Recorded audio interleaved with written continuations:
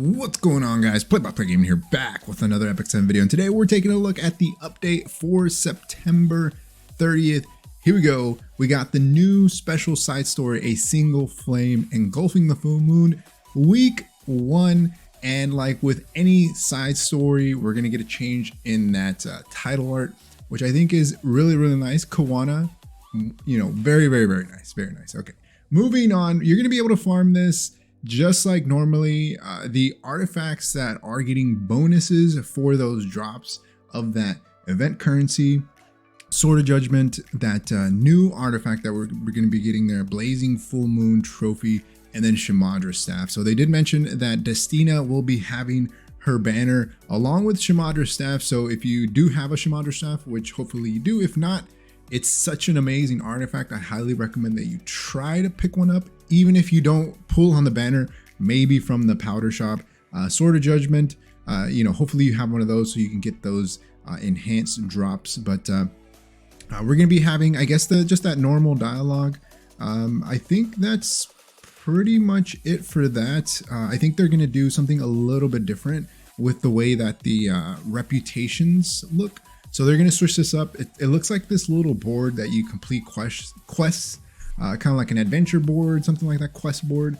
I think it's kind of nice. It's a nice little change to the reputation, I guess, interface. I mean, you're still doing the same thing. It just looks a little bit different. And I'm a fan of these types of things. I think it makes the game just a little bit more enjoyable, right? Instead of having like the exact same thing every single week. So something to look forward to. We're going to have 2 pieces of equipment and then 1 new pet from this, which I think is pretty nice. I don't know if they give us what the equipment looks like, but it's a lifesteal ring and a lifesteal neck. I'm hoping that it's attack and crit damage, because anything else on lifesteal is going to be a feels bad. But we'll be able to pick up all of the new 4-star artifact in the shop, getting those from the currency. That pet looks kind of cool. I'm excited to get that. You know, the thing about pets though is that you can't change their appearance easily, right? You have to level them up. So I don't really understand why they give us new pets when we can't change the way that they look easily. Now, if we could just switch the way that they looked, you know, by just applying a setting like a skin or something like that, I think that'd be better. But yeah, I guess it is what it is. Blazing Full Moon Trophy. This one is kind of interesting. It kind of reminds me of Sinful Angelica's passive, where once you defeat an enemy, you get some heals. This one, when you max it out, you recover health of all allies by 14% when an enemy is defeated, and it can only be activated once per turn. So I guess it's kind of interesting. Maybe it can have some PvE uses. I don't know. I guess we'll have to wait and see. Belian is also dropping with this update. 5-star hero Belian. We talked about her. She is, I don't know. She has one thing in her kit that makes her, or it sounds like it's going to make her broken. And she prevents the opponent from getting souls, right? And so a lot of people have been saying, you know, this is the end of Cleave, like all these different things. But, you know, we haven't tested her out yet. We got to wait and see, because her other skills are kind of meh, right? So that if you took a look at my video, I kind of called her, you know, underwhelming aside from that, that particular skill. So I don't know. I guess we'll have to wait and see, you know, how she's used, but I don't know. I think she's just going to be a counter pick, right? She's just full PvP unit. I think that she's just going to be a counter pick, and then she's going to be banned in the end. And then she probably won't get much use. I'm still debating whether or not to pull for her, especially since we got that preview of those insane units. And I'm thinking that one of them is probably going to be a 5-star. And if it's the one that I really wanted to get, I don't know. I might pass up on Belian, but we're like 90 something away, 95, no, 90 pulls away from Belian. We tried to go on AOL to try to get her, but it just didn't happen. It didn't happen. We're going to be able to get Belian imprints from the shop. So you're going to buy these with gold transmit stones. They're called Key of Intellects. These actually look kind of cool. I think these are like the best looking ones. Like what's the other one? Strays and Archdemon Shadow. I think this one's pretty cool. Landy and Wall of Order is also dropping the new, well, not really new, she's been around for a while, but we're getting a limited summon, and it's Landy. And Landy, if you don't have a Landy, 100% pull for this unit. I rarely give my seal of approval of 100% for any unit to pull. I always give you the pros and cons, but Landy is such a good unit everywhere in both PvE and PvP that she's going to be a very, very good addition to your team or to your unit pool if you don't already have her. If you do, you might be considering imprints. I know that after I pulled one copy, I really wanted imprints for her just to increase her attack, and her normal imprint is effect resistance. So it's kind of interesting, we're getting 3 new exclusive equipment. They did kind of tease this. And we are getting Vildred, Karin, so Water Karin, and Senya EE. And I think they look pretty decent. I don't think any of them is bad. I think the best one is probably Senya. She's getting up to 14% health increase. She has one, I guess, addition to each of her skills, I guess, depending on which one you choose.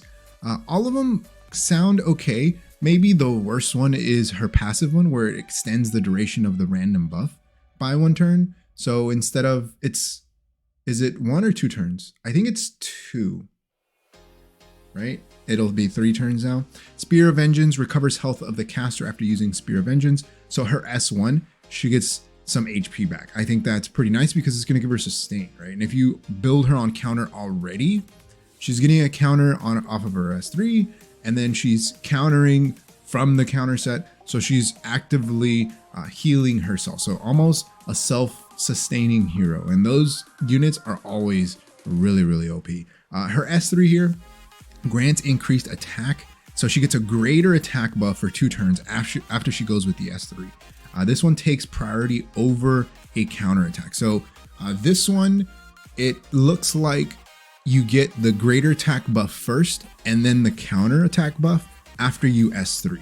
So if you're at like a potential to get stripped, maybe someone goes and tries to strip like a 1 buff reducer, you know, whatever it may be, they're going to strip the greater attack buff first and then the counter attack. So, I mean, I guess that's kind of cool. I could already see the 3rd one, Dragon Slayer Strike, with the Lilia's Cleave being insane, right? Because now so Senya already has high base attack. You can build her with Omega attack already. Now she gets a greater buff. I know we're gonna see like some 10k Senyas or something crazy like that. We're getting a 5-star Green Vildred EE, and this one gives him up to 14% attack. All 3 are kind of decent. He has 2 for the Blade Ascent. The first here, damage dealt is increased by 10% when using Blade Ascent. And the 3rd one increases critical hit damage of the caster for 2 turns after using Blade Ascent. And his passive, Dancing Blade, increases combat readiness by an additional 5%. So if you're already cleaving with him, it's going to make cleaving with him a bit easier, right? It gives him a little bit more CR push, a bit more damage. So it really just depends on what you want to do. 4-star Karin, she's getting effectiveness. So Karin, for the longest time, has been a Wyvern unit.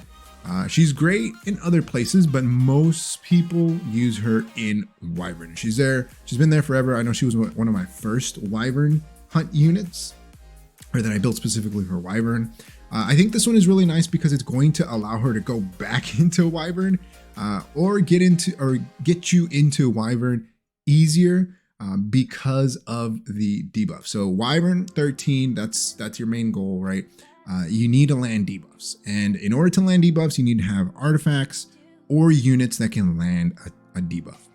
Now with her EE, when she hits you with, I believe it's the S3, Blade Art Thunder inflicts 2 bleeding effects on the enemy for 2 turns after using Blade Art Thunder.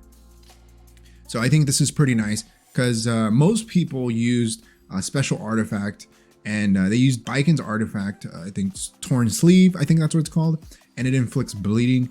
And now with her EE, she's going to have that in her kit built in. Her Blade Art Flash dispels 1 buff from the enemy when using Blade Art Flash, so it strips, which is kind of interesting. sequential cutter. Her S1 increases combat readiness by 15%. So I could definitely see the S1 in Expedition now, on the where you bring your ice units to go up against that fire guy. The brutal, is it brutal Ferris, something like that? Yeah. So now she gets combat readiness on the S1, which I think will definitely be useful in that. So we'll be able to pick those up from the Alchemist Steeple. Well, no, they're adding a Cartuja, Kitty Clarissa to the Alchemist Steeple, and these you're gonna have to just roll for. But at least we're getting the Kitty Clarissa one. I've been trying to get the 14 effect resistance one for the longest time. Other than that, they're doing some just bug fixes, tech fixes. I know they're changing the way that CP is calculated for defensive heroes, so now it'll be a little bit easier to hit some world boss marks and stuff. They are making changes to the way Purgis and Christy are set up. So an issue where 4-star Purgis and 3-star Christy benefiting the effect of counterattack set had a higher chance to counterattack when they should have had will be fixed. So they were pretty much broken. Now they're going to fix them. They mentioned that they're going to be giving us, I think, 20 leaves and 1 million gold, something like that, because of the change to this. So you're going to be able to recall him.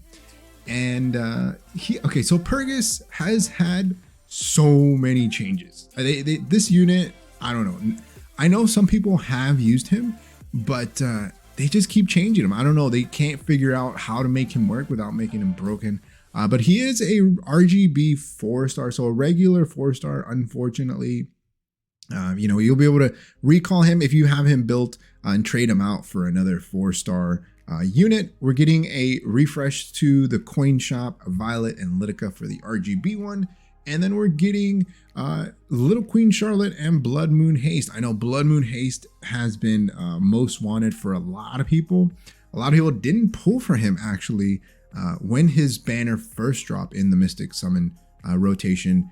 I did, however.